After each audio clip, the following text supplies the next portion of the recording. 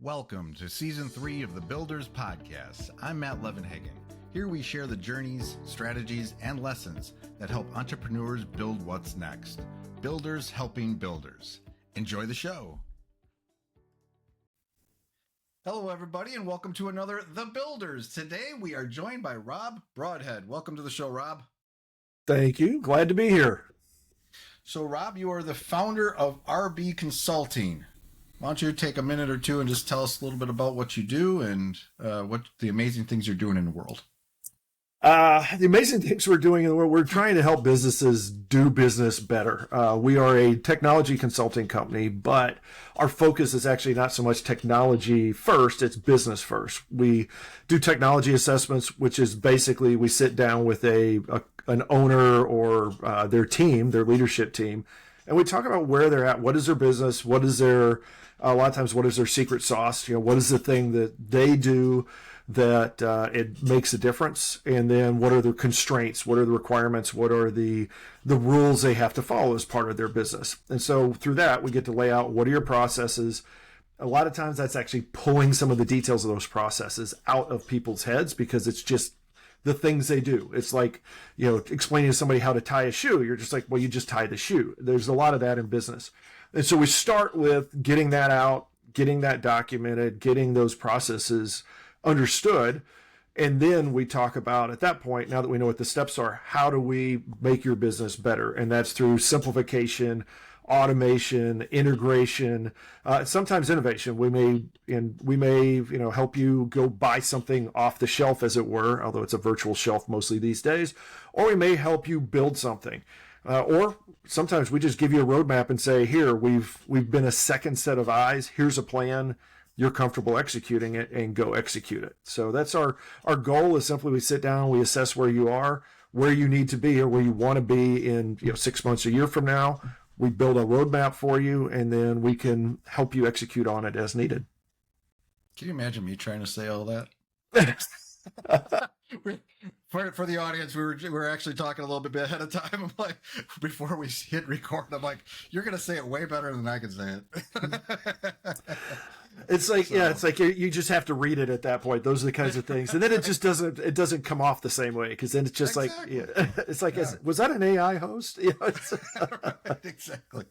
So, actually, we have a lot to talk about. And for the audience, we've decided to break this into a couple parts, which is going to be kind of more of a theme in probably season 3 as we're diving into it, because we're having a little bit shorter episodes, more focused, and we're just going to pick a lane and go down that lane. We're trying to stay down that lane as much as possible. The first part, what we're going to do is we're going to start actually with Rob's story, the journey, because he's got a really interesting one. So this will be this episode, and the next one we'll get more into the tech and stuff. So let's, based on that, let's talk about what your story is all about, how you got started in the world of entrepreneurship, what led up to that, what inspired you, who inspired you, and what that journey looks like. So with that, I'm going to throw it to you. Excellent. My entrepreneurial journey is actually sort of interesting. I don't know that I early on realized what I was embarking on. Did always, even as a child, always was very self-starter, very self-motivated, always a problem solver, always liked to look for like the next problem to solve.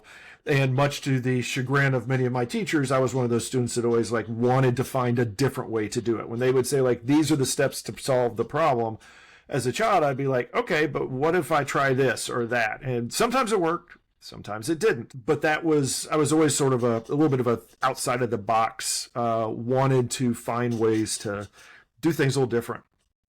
And fast forward, got my computer science degree and went into the industry, started with a big 6 firm, one of these that is now, I guess it's down to like big 3 or big 4. And it was one of those that had a lot of issues and they changed their name somewhere along the way.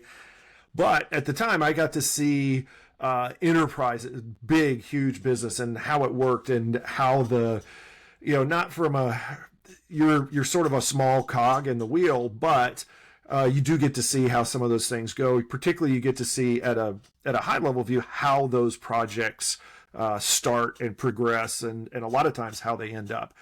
And then I sort of stepped into the next tier down of consulting and got to see that again, but on sometimes smaller companies. And over those first few years, I realized that a lot of times those were not really well-run projects. They were really more servicing the consulting company than their customers. And I know that sounds pretty harsh, but I don't blame them as much, because you have to protect your own business while you're also helping other businesses. Now, there's some things, there is definitely some smoke and mirrors and stuff like that went on to make sure that they could make themselves profitable. But the gist of it is that I realized early on that there was sort of like an acceptance of like, we're going to do a project, and okay, then the project's going to move on. It would be like saying, I'm going to buy a house and then I'm going to expect somebody to build a house. It's not that simple. There are a lot of details that go into it. I mean, just think of a house. At the very least, you're like, I want a ranch style. I want 3 bedrooms. I want 16 bathrooms, whatever it happens to be. Particularly in software, sometimes you have to specify. If it was a house, it would be like, I actually want a kitchen. I do want bathrooms. I want a front door. There's some things that are obvious in a sense, but they didn't get mentioned or they weren't addressed as part of building out the software. And some of that's a disconnect between business and technology side, but some of it was just not enough people doing the due diligence and following the processes that just make sense to solve a problem. If you don't understand the problem, then you're going to be challenged to put together a good solution. Right. So you saw this as like a more of a problem for the smaller businesses than the larger. Oh, I think it's both. I think it's all the above. If you look at the history of success of software projects, it's not great. It's like, I can't remember what the latest one I looked at, but I think it's up to now. It's like a 70% success rate or something like that, which had actually grown quite a bit from where it was 15, 20 years ago. And I think part of that is the evolution of the software industry, but part of it is, it's like, I think it's shrinking the project. So now instead of us eating the whole elephant, we're trying to do it a bite at a time.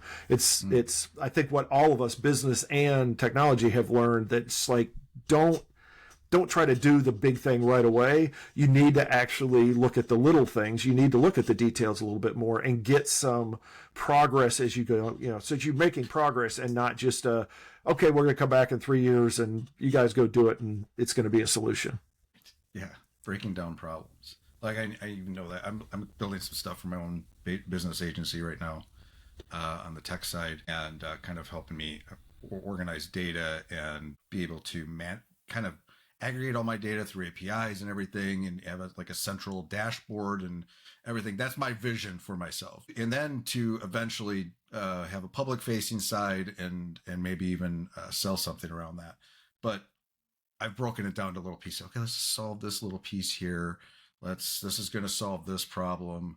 And you're breaking the problems apart and then figuring out how I'm going to architect it along the way, what works best, fail, trial, error. But yeah, that's, instead of like, I think what you're saying is instead of trying to architect the whole thing, this big thing, and then give it to a software development team and say, go to town. Yeah. And I think that's part of what we'll get into when we talk about technology and using that as well, because that definitely comes into play when we talk about the modern business world and applications and solutions that are out there. Yeah. Right. Yeah. So I guess back to the story is that, so I spent about the first 10 years of my career, maybe not quite that much, but bouncing around and just, I was very blessed that I was in several startups along the way. So I got to see the full, all of business, because you're chief cook, bottle washer, all of the above. There may be a CEO or an owner or founder or whatever, but everybody's doing everything, or at least you're involved in everything. You may not be directly like hiring, you may not be like the HR person, but you're involved in those discussions enough. You understand, and it really was it's a practical MBA essentially. It's instead of going to school for it, then you get that from experience. And then I actually was sort of forced. RB Consulting itself actually started in almost accidentally. I was working for a startup that ran out of funding. They let us know when they would pass paychecks out they come around every 2 weeks on a Friday afternoon and be like, okay, here's a paycheck. And they came by and said, well, we're not going to have paychecks today. We didn't, somebody was going to fund, the funding didn't come through. And they, as startups then did, I think they still do that a lot, where they're like, well, we'll give you ownership in the company as part of doing this. And, it's all on paper. On paper, I was suddenly like a millionaire if it had evaluated the way it was supposed to be. But it was, it ended up being it was an awesome idea. It was a startup that was before their time, probably, as I'm sitting here today, looking at about 25 years before their time, almost exactly. But at that point, it was like, I think I need to leave this job. I need to go do something. And had worked with some people before that it worked out perfectly. They said, hey, we're actually starting a project. We need some developers. Love for you to come on board. I said, great. And they said, but you need to have, you can't come on as just a single person. You need to be a company. You have to have a corporation. And that was the genesis of RB Consulting. I was like, okay, I want to do that in the long run. So I went, incorporated, became an S corporation, started my first day as RB Consulting as a consultant was on September 10th, 2001. Which was interesting for those that know their history. September 11th was the towers fell and everything came to a halt for several months. So the project that was, I just signed up on an 18-month project that was going to be, great, suddenly started to collapse. The team of 15 to 20 people that we had, a month later, it was me and one other guy. So I was able to survive and sort of stick in, doing what they needed to do. But definitely the business landscape changed dramatically. How did it impact you exactly, though? What happened to all these people? What happened to the business? They got laid off. It was something where the company was dealing. It was a company that dealt with big oil companies. So like some of their big, they did a lot of, if you know what OSHA documentation is, they were in that world. And so a lot of the companies were big names like BP Oil and places like that. And when everything shuts down, those companies are suddenly like, well, wait a minute, we have to freeze some funds. We have to figure out what we're going to do, because nobody, everything shut down for a little bit, and it's sort of like COVID. We got a repeat of that for a longer period, but people didn't know what was going on. They didn't know how that was going to affect, and it did. It dramatically affected air travel and a lot of stuff for quite a while. A long time ago. Yeah. But those of us that lived through it, though, everything did everyone was like, what is happening? Mm-hmm. Don't move. Don't spend any money. Don't do whatever. And yeah. Oh, wow. It's interesting. Yeah. That was a mini version of COVID. Yeah. And especially from a business point of view, everybody wanted to keep their powder dry. So it was a project that it started, but had not gotten far enough along. And they said, okay, well, we can cut. They wanted to circle the wagons. And so that was an easy way for them to do it. And they said, well, we're just not going to do this. And it actually, I don't think ever really, the vision they had for that never really came into fruition, because it was going to be, it was basically them launching into another market and creating a product of their own. And it was one of those things that by the time they got back around to it, I guess they ended up, by the time they would have gotten back to it, they were acquired by somebody else. And it was, that just got lost on the ash heap of history, as it were. Yeah. So I started in as go ahead. No, I was going to say, so now you're down to one person and you. Mm-hmm. And so now what? I survived. I managed to make some good friends there, and managed to I ended up being the last person in that group. And part of it is because I had been able to do I had an experience that was very broad. I was able to utilize that to stick around for, I guess it was about 6 or 9 months before finally it was like, okay, I'm going to move on to something else. And actually, that was part of that was precipitated by them freezing paying me, because they were, people weren't paying them. And there was some stuff there. I was like, look, they love my work. They love me being there. But they said, well, we can't, they were changing accounting systems and all this kind of stuff. And I was like, it's great. I'm glad that you sign the invoices every couple of weeks and all that kind of stuff. But if there's not a check on the back end of that, at some point, I'm like, I got to go somewhere else. Right. So that was another one of those. I was sort of forced back out. And then over the next, I don't know, 12, 13 years, went back and forth between RB Consulting was me, and sometimes I would be able to do full time on that. Sometimes I would have somebody wanted to employ me instead of as a consultant. So it allowed me to be very flexible. I could do anything. I already by then I had I had probably 3 languages, development languages under my belt at the time. So whatever you wanted me to do, I could do it. Oh, wow. And then along the way, about 2000, I guess it was right at that same time, right around 2001, I started an MBA that was it was a 2-year program I squeezed into like 5 or 6 years. It was one of those because I would do it for a couple of classes and I'd be too busy, and I'd do a couple of classes, I'd be too busy. But managed to put on paper what I had learned, experientially. So I was able to match up that hey, I do have an MBA, I can talk business, which gives a little more gravitas to the fact of saying, hey, I learned it in the school of hard knocks, so I can sort of walk both of those paths. Yeah, that's because you're talking about you were working in big corp, you learned a lot there, and then you're also learning a lot just being in the room in all these scenarios in smaller businesses, and now you got the MBA on top of that. But as you're taking the MBA, you're in business, so I think that's an interesting kind of spin on things too, because I did something similar when I never got a degree. I took a lot of schooling, but never finished because I was always going back to business. Yeah. I was like, no, I want to do the business. Yeah. But you can apply it as you're learning it. And so, yeah, I think that everything reinforces the other. It's kind of cool. Mm-hmm. And that was a bonus. That was this was back when it wasn't as common, but it was a purely virtual class. So I was able to, when I would do it, the people I knew was through chats and stuff like that. And this was before video and Zoom and all of those guys were out there. So a lot of it was, emails and chat rooms. But the, slight side note on that, one of the best things about that program is that the requirement is that everybody had to have been out in the real world doing business, I think, for at least 5 years, and had to be working currently. So we had conversations all through our classes. We had conversations with just a wide range of people and businesses, everything from like lawyers to, we had a bartender that had run a bar but then was moving into something else. We had a guy that sold surfboards out in and I can't remember, it wasn't a place that was on a beach, which was really crazy, but he was custom, and so talked about that whole e-commerce thing.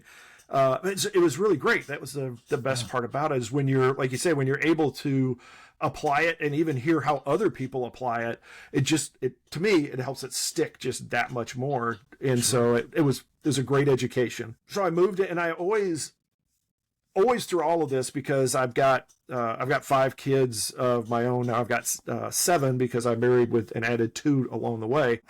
Raising the kids, I always had to be remote. So it also there's a little bit of a forced progress there, where I was like, okay, I need to be able to work from home at least most of the time, if not all the time.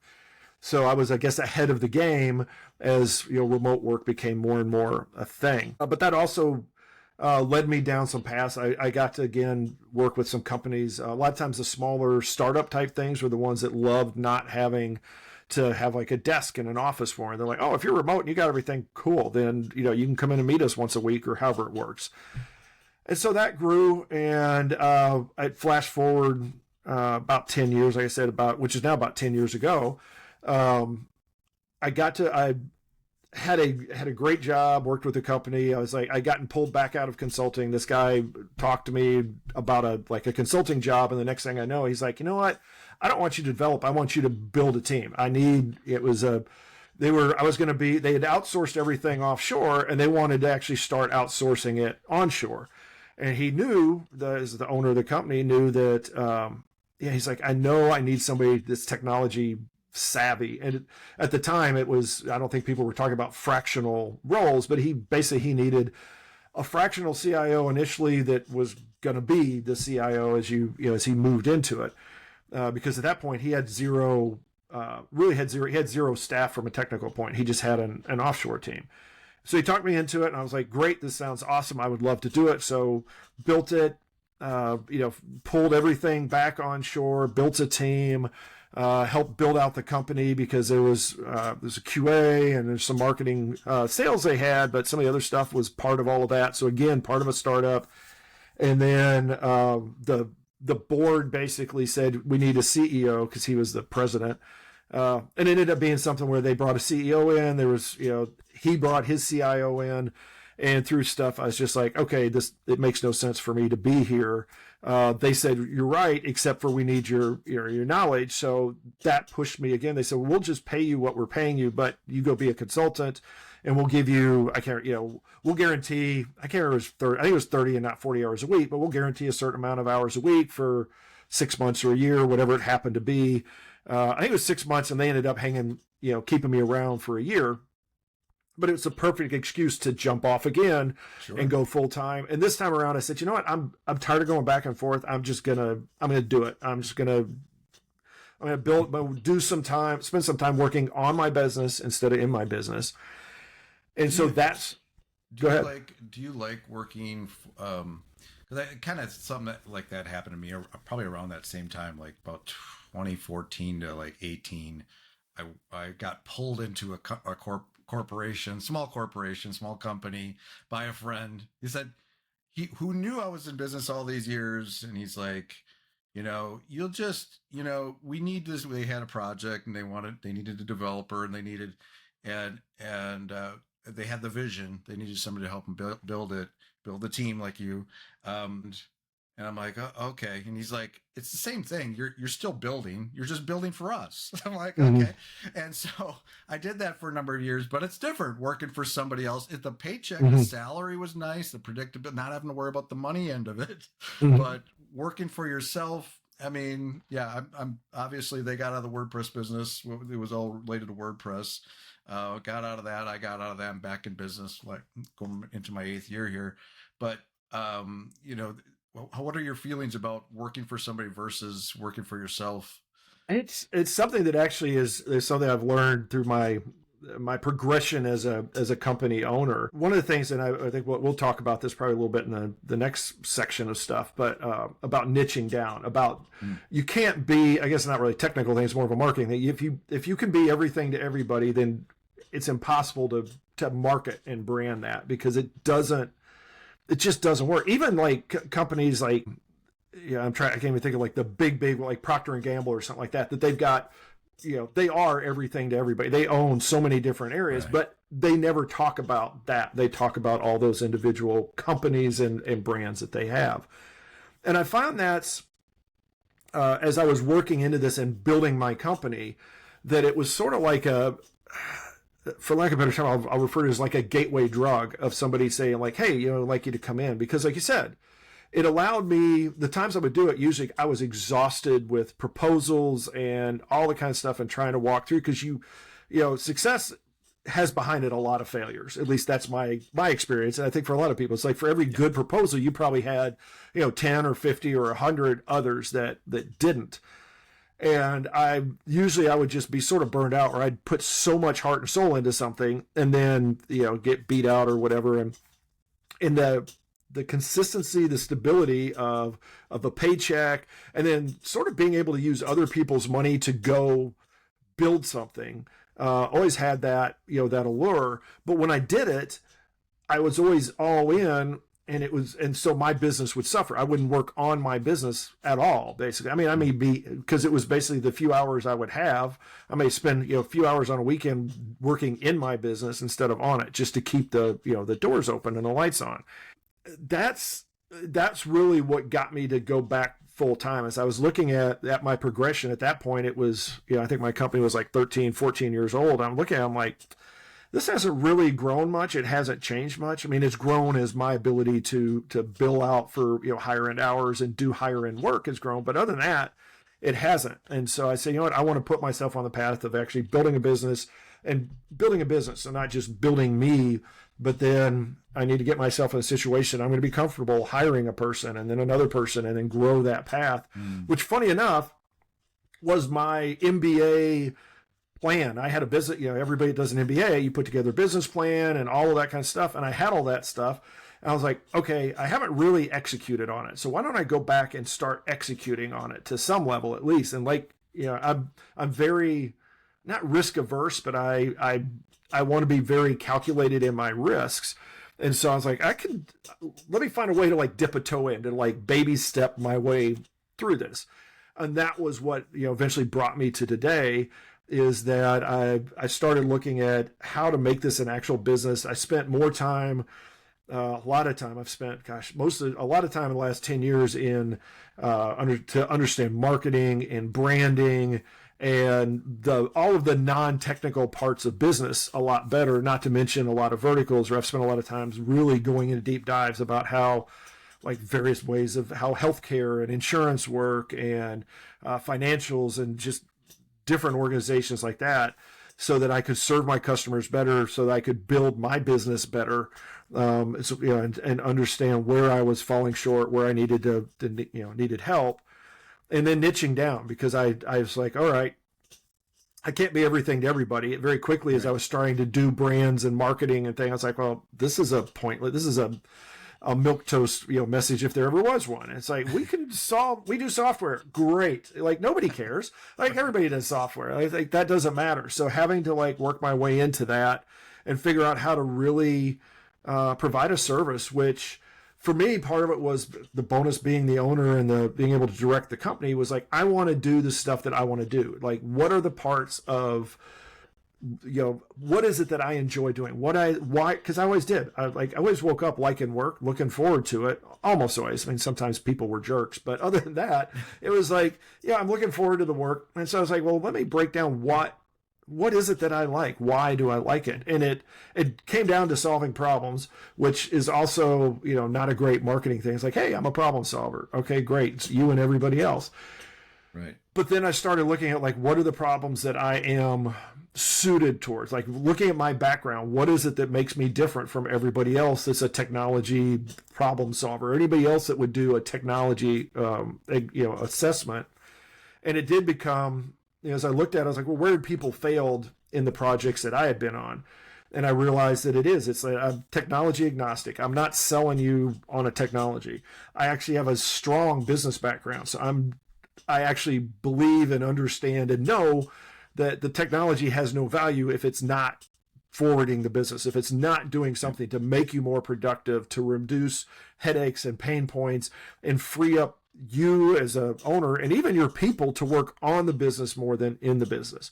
It's just like, that's why there's outsourced call centers. It's like, you don't want to hire people that are just sitting on the phones all day.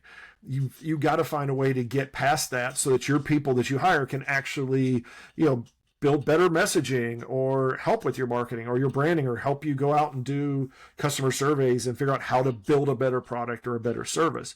So all of those things, I realized that I've been blessed with a very broad set of knowledge that allows me to have those conversations, not only with C-suite people and talk to them about the things that they need at that level, but then at the next level down with the managers, because I've built teams and managed teams and led them. I was like, This is what you need to know, how to bring your people in and get buy-in, and then even at the worker bee or grunt level of stuff, of the people that are doing the day-to-day tasks, and actually can talk to them about their task, and then go talk to the technical people and say, okay, this is what we need to build. This is why we are building this thing. And this is why this technology is going to work, or this bell and whistle that you put in is not, those kinds of conversation. It's to become the Rosetta Stone of business and technology, hopefully. Which is a great little phrase. I'm going to have to throw that in my marketing somewhere. Perfect. You heard it here first. Exactly. Wow. Okay, so there's so much I can unpack there, but I'm going to try to extract a few things. It's interesting. One of the fascinating things is when you said you had a lot to learn these past 10 years to build what you're building now and everything, where you'd already gone to school, you'd already worked for all these companies, you already knew business. And that's what I love about business and entrepreneurship, is that you're never done learning. And to learn all those stacks of everything from the top to bottom, and how to navigate all that. I mean, there's so many skills involved and so many lessons involved. I think it's interesting to see, like it sounded like you kind of starting out solo and then learning how to delegate and build a team. Mm-hmm. Even though you've done that for others, now you're building it for yourself. There's probably new lessons there. The Mm-hmm. niching down thing is, I mean, that's, I work, I talk to a lot of agencies and stuff in my domain, and that's the big talk now because there's so much disruption right now with AI and everything else going on. And a lot of digital marketing agencies and stuff are like, but one of the biggest things you hear over and over is like, we got to niche down. It's really, figure out how to differentiate yourself, how to adapt. And yeah, there's so much to it. But anyway, there's out of this last number of years and building it where you are today. Now today you got a full team, you're rocking and rolling. How you doing today? And then looking back at the last 10 years, let's extract at least one or two good lessons that you've learned, and maybe a story or two around that. I think the biggest lesson I learned, and it goes back to what you said, is being able to delegate when it's your company is different from being able to delegate when you are a manager or a lead or vice president, or whatever your title is in a company where you have people underneath you that you manage or lead. And I think part of it, it's actually been interesting to me that I do so often, I guess we'll say, relearn some of these things. And I guess it's, for me, a lot of times it's not so much that I haven't heard it before or I didn't learn it in the past, but it's like you drift from it, that you sort of get away from some of like the core principles. And that's why I go back to things on a regular basis. Where there's certain like books I'll reread every year or two. There's certain sites or certain focuses for my business, for example. That is one of the things that I've really learned, is that I can't let it go on autopilot. That like I want to build something and just say, okay, now I don't have to worry about this anymore. But business changes, and it's, I have to come back every, for me, I do annual reviews of my business. I look back into stuff and like, what am I doing? How am I doing this? How can I change across the board? But then usually every quarter, every 6 months, I'm touching certain areas and taking a look at it and tweaking it and stuff like that. So I'm actually still learning daily. I'm looking at different areas and different rabbit holes that I want to go down to say, okay, well now I've gotten this plateau. All right, now I need to step off and grow this area a little differently. The biggest thing, the hardest thing and the most beneficial thing I've had through all of this was hiring people. Consultants were very easy because it was like there was a project, there was a goal, there was a statement of work. Basically, it's like, okay, cool, you go do this. We have the roles defined. When I took on my first employee, I cheated because it was my son had graduated. He was like in the perfect place for it. And I said, you know what? Well, what do you think about working for me? And he's like, really? Like a real job? I was like, yeah, a real job. Like you're going to be employee number 2, I guess, if I'm employee number 1. And that was good because I was able to not feel overly, he didn't push back too much about like, I need all this work. I need, stuff like that. He was so new, everything was drinking from a fire hose. So that made it helpful. But, I took my time and spent, I think it was a year and a half before I hired the next person. And a lot of it was me figuring out what he could handle, what my son, first employee could handle, and what I was good. I was able to let go, because there's a lot of stuff that you let it go and you're not good with it because somebody's not going to do it as good as you. And you have to train yourself. And then added a second employee. This time I sort of had, as I was going through the first one, had noted some things like I should have done this better, I should have done that better. And some of it was through regular reviews and stuff like that with employee number 1, is saying, okay, well, what could I have done better? Where would you like more communication, better hand holding, less hand holding, more structure, less structure, all of those things. And got really good feedback. And so then started the next one. And this one worked out very well also. It was somebody that I very much, am looking for very specific people. And so brought that, and now these are technical hires. The next big one, and they helped me immensely. They allowed me to take on, where I was working 68-hour weeks. Now I could push stuff onto them and could bring my hours back down and actually think about working on the business sometimes. Unfortunately, I still too often would get sucked back into working in the business too much. But that was my next hire then was not technical. As I said, all right, I'm going to get more of like an operations, get operations and project management and some of this stuff that I do, and I'm very comfortable doing it, but it's not the best use of my time. And that was a lot of the conversations with her was like, okay, this is what I'm going to do. And her even pushing back sometimes and saying like, this is not, you're doing this, but you really don't need to. Let me take it on. And there's a lot of, she's very strong-willed, so there's a lot of pushing, give and take in that, and a lot of conversations of like, well, I'm not sure I really want to, or I would do it and I would give it back. And it was, again, very long, painful process because now it was a little bit more of like bringing somebody in about the company itself. It's not just like the work we do, but it's we're talking about culture and hires and the marketing message and the branding and those kinds of things, which gets to a lot of what I do with, my customers, which is funny. It's the whole, the plumber's got the one that's got the leaky faucet in his house. But a lot of the same things I would talk to other people. I would be reminded, it's like, I offer this advice all the time. Maybe I should take my own advice. Your own advice, yeah. It's like, maybe if I could act more, and I know it's difficult. It is. It's like, you're kicking your baby out of the nest and letting them, go work on their own kind of stuff. And so, but doing so also freed me up. So it was, as I would get through the very painful parts of like, extracting these things and saying, okay, now I'm going to let this go, I would find that now I'm freed up and I'm able to look at other stuff. The things that I've done in the last 6 months or so, even on the business, are way beyond what I was able to do a year before, because I've brought these people on and spent the time and allowed them to, to grow into these positions.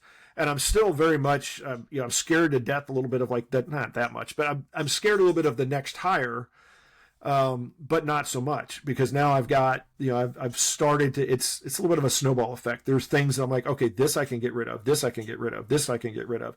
So I'm much more prepared for this next person that I'm going to hire to say, here's like, this is what I'm going to give them, instead of hiring them and then trying to figure out what I'm going to peel off. It's right. Peeling stuff off beforehand and saying, all right, I'm doing this right now, but I'm doing this in a way that I'm going to be able to hand this off to the next person, which again goes back to so much. It's like, it's all the stuff I've talked to other owners about, and I've walked people through it. I've walked them through doing the same thing. But then it's, I'm sort of, it was a little bit of like, what is it? The log in your eye and the speck in somebody else, whoever it is. I wasn't doing it as much for myself. And so those were huge. The ability to truly delegate. And then the other thing that really I've learned is that is the niching down, is the figuring out, is like, let me look at what I really want to provide as a service, as a product, and how do I focus on that? Because for me, it's a huge blessing, because I can focus on that product and that service and still provide all that other stuff that I've always been able to provide. But that's not what I'm going to focus on. It's like, I'm going to focus on this. I'm going to focus on the thing that we're going to provide you that is, the huge, the low-hanging fruit, the big starting point. And then if that grows from there, awesome. If it's not a good fit, then also awesome. Then at least, we know it's not, and we've given you the help and the advice that we can, and then you can move on to that next step. And the niching down part, I mean, is the niching down more around being able to define who you are from a marketing perspective and the services you offer? Do you ever find yourself still doing those other things? This is your kind of your lane, but once in a while you find yourself, because it's the same way with like what I do, right? In the agency world, is there's a marketing side, the front facing, like this is what we do. But it's crazy the other things that we do sometimes, because we don't say no. We just like, okay, yeah, they need that. We want to take care of, we want to go to the extra mile for a client or whatever, and for an account. And you find yourself the same way, or do you, because I have seen agencies that are more on rails where they don't want to do anything outside the lines. And that's where we might come in and fill that gap. But how do you see that? Yeah, I go to the Simon Sinek, know your why kind of thing for the business a lot, and I this is also what I preach to others, is figuring out what that it is so critical. I guess when I was early on, I heard it, but never understood how critical it is to like understand what's called, your avatar or your ideal customer and what you provide to that person or that business.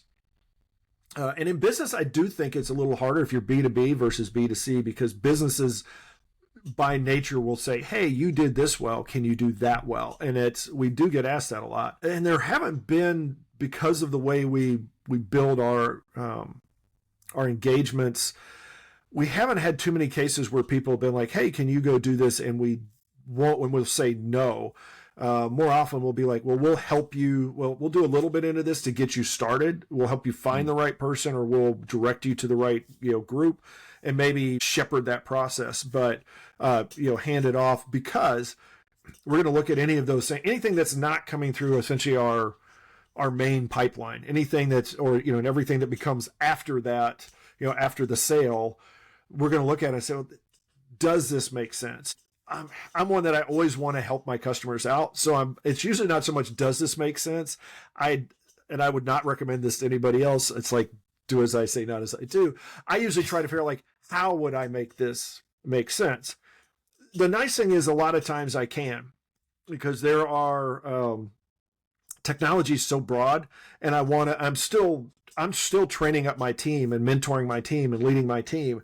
So there's a lot of time, there's a project that's maybe not, if you look at the business itself, if you look at what we do and what our focus is, and it's not necessarily, it doesn't move the ball forward for the business. However, it does move the ball forward for one of the employees, or the company as a whole, as far as being able to work together, maybe work in a different environment, work with a different customer, and some things like that. So while we will, and those are the ones, if I find myself, I usually do like 2 tiers. It's like, is this in line? Great. Then we're going to go do it. If it's not, but it is for a reason, then that becomes the why of that. And then I also make sure we've got it very, much more constrained and well-defined. I've had a couple of customers that they hung around for 10 plus years because I kept doing little things for them. And the way to get out of that, I found, is you just, like, every time you start jacking your prices up, and eventually they realize that, because I'd say, and usually the first couple of times they're like, no, well, fine, we'll pay it. And eventually they're going to be like, this, we're paying too much. And I would be honest, I'd say, you're paying too much for this. You can find somebody cheaper that will do it. And, the trust is to a level that they're like, no, I would rather you do it. I'll pay the extra money for whatever you want. And so that, that's really where it is keeping, like, for me, it's keeping your primary focus. And if for some reason I'm going to veer off from that focus, is making sure that I'm very clear on what that focus is. So what that why is, and stick to that, and keep it, constrained, so it doesn't become something that I don't want it to. The only exception I'd say in a business is sometimes if you want to dip your toe into another product or offering, there may be that. In all business, it's like, it depends. Yeah, right. Exactly. Yeah. You got to weigh your situation and everything. Well, this is really good. It's like, I love a conversation where I'm like, I could have this, that could be an episode. That could be an episode. I could spin, where do I go? But this is great. Thank you for sharing all that. There's, you got a really interesting story. It's fascinating. Always fascinating, like the journey all of us business people are on, and all the ups and downs and the things we learn along the way. And like I said, business is so fascinating to me, and why I have a kind of a business oriented podcast, is because there's just so much, and every industry, every person's experience is different, and all those, and like you said before, even the seasoned business owners or entrepreneurs, we have to be reminded of things, and go back to the fundamentals sometimes, and hear it again sometimes, because sometimes we do get in the zone, we get in for a while, and we're focused on our craft, or we're focused on this aspect of our business, and we forget about these other aspects. And hopefully a podcast like this will be like, yeah, I need to be thinking about that too again. I need to be thinking about niching down. I need to think about delegating again, and all that. That's what I love about it. But so the next episode, we're going to get back on. We're going to talk about the fun stuff, the tech, and what you're all doing, and your philosophies around that, and dig into that. I'm excited about that. But before that, to end this out, if somebody listening wants to learn more about what you're doing, go find you on the World Wide Web, where you're hanging out, send you a message, whatever, where can they find you? Best place is rb-sns.com is the website. You can connect to me there. We do a free 30-minute consultation just to talk through stuff with you if you have any questions, things like that. We also have technology assessments and such that we'll do, so you can check that out. You shoot me an email at rob@rb-sns.com. And also, I'm pretty active enough on LinkedIn, Rob Broadhead. You should be able to find me, reach out. Happy to have discussions. We have an RB consulting page out there on LinkedIn as well. So however you want to, smoke signals, it may take a little bit depending on if it's a cloudy day or not, but I'm pretty much open to however you can find me, reach out, and I'm more than happy to have a conversation. Awesome. Well, thanks again, Rob. Until next time. Thanks a lot. Thanks for tuning in to this episode of the Builders Podcast. One more quick note about our sponsors. At Unified Web Design, we're passionate about doing better together, partnering with agencies and businesses to deliver exceptional web design, development, and ongoing support. And UnifiedLabs.ai is where we explore smart, practical ways to integrate AI directly into your website and e-commerce flows. From intelligent chatbots to marketing automation to back-end reporting, all with a strong focus on user experience and making your systems work smarter. If you haven't already, subscribe or follow to stay updated on future episodes. And if you enjoyed today's conversation, sharing it with someone who might benefit helps us grow this amazing community. Until next time, keep building smarter, bolder, and with purpose.